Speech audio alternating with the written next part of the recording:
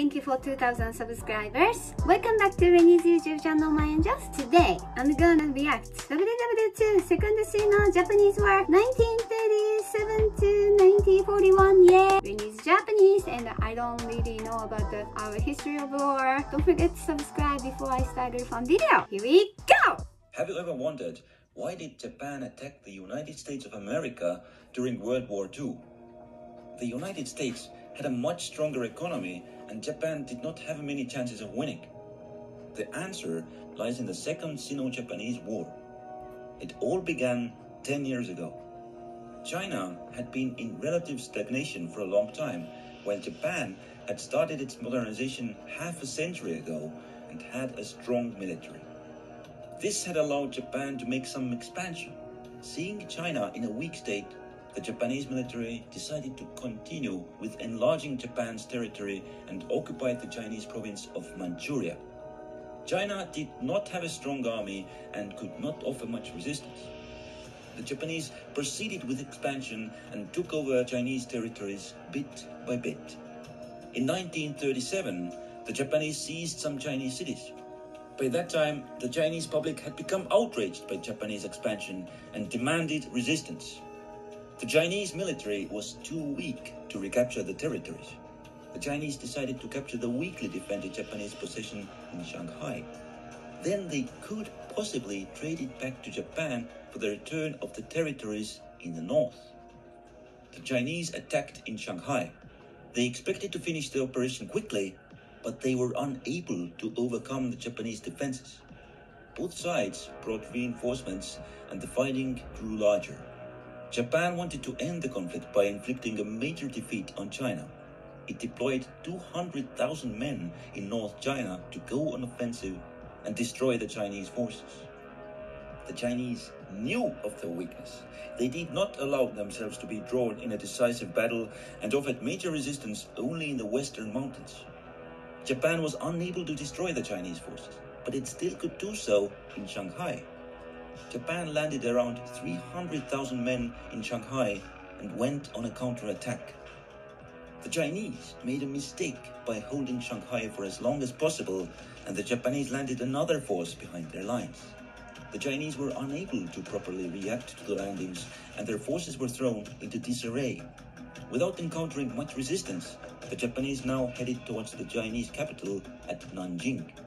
The Japanese captured it, and a large part of the city's civilian population perished in the following weeks during the Nanjing massacre.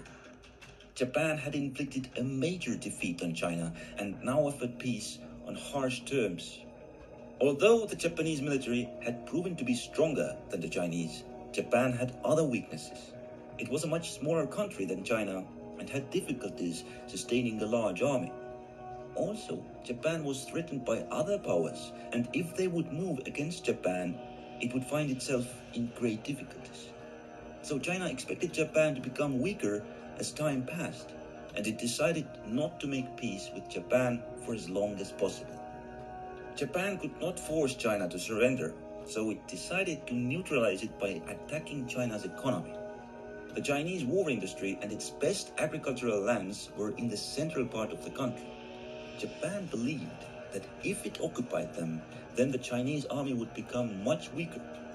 Then Japan would not need to sustain a large force in China and could reduce its garrison. The Japanese first wanted to connect their armies in the north and south of China. While most of their armies were reorganizing, they launched the attack with weaker forces. In the south, the Chinese brought up reinforcements and stopped the Japanese on a river line. Then they regrouped their units in the north and deployed a strong force against the Japanese northern attack, which halted their offensive. This left a lot of Chinese troops situated between the two Japanese armies, and Japan set out to encircle them. The Chinese were ready for that and withdrew their forces from the encirclement. The Japanese then continued to advance west, but the Chinese destroyed the dikes on the Yellow River, which flooded the area between the two armies, and the Japanese had to stop their advance. The Japanese now set out to capture the lands around the Yangtze River and the city of Wuhan. The floods closed the northern route, and the Japanese chose to advance along the Yangtze River. The Chinese had 800,000 men, while the Japanese attacking force had only 200,000. The Chinese deployed their troops on the path of the Japanese attack and slowed down their advance.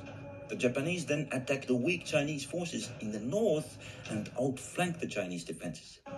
This helped the Japanese to overcome the Chinese on the Yangtze, and they now approached Wuhan. The Chinese abandoned the city to the enemy. The Japanese proceeded with securing their position.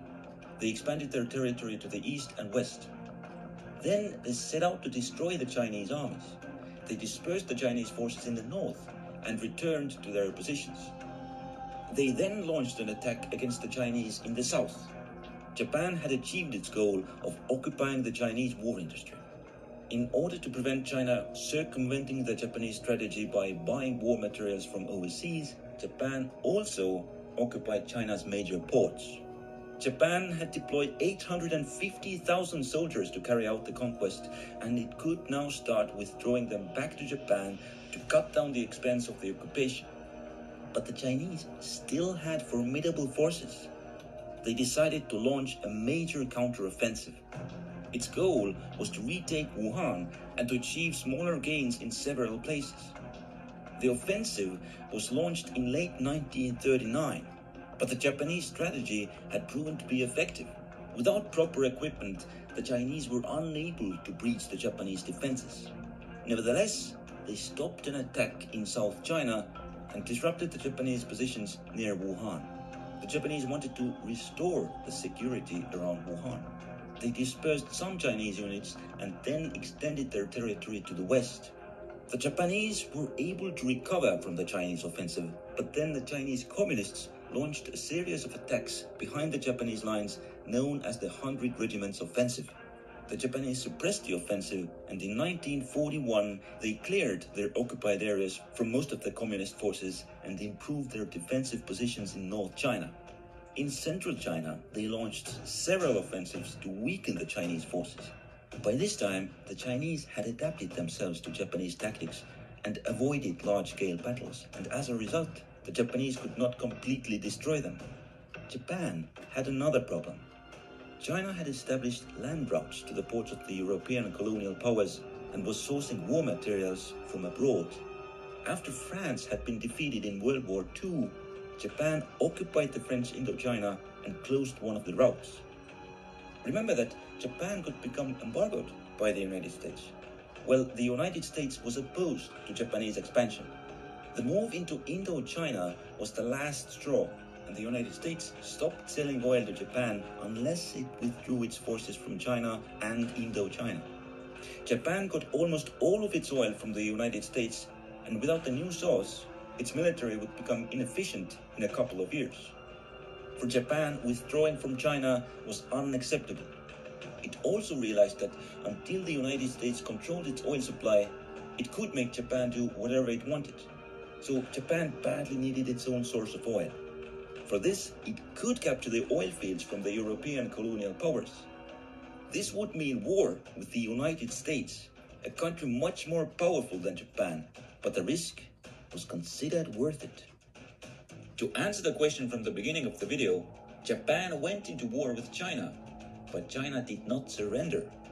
So Japan had to escalate the war more and more. Eventually, this caused the United States to embargo Japan, and the only acceptable way out of the situation for Japan was attacking the United States. Would Japan going to war with America finally turn the war in China's favor?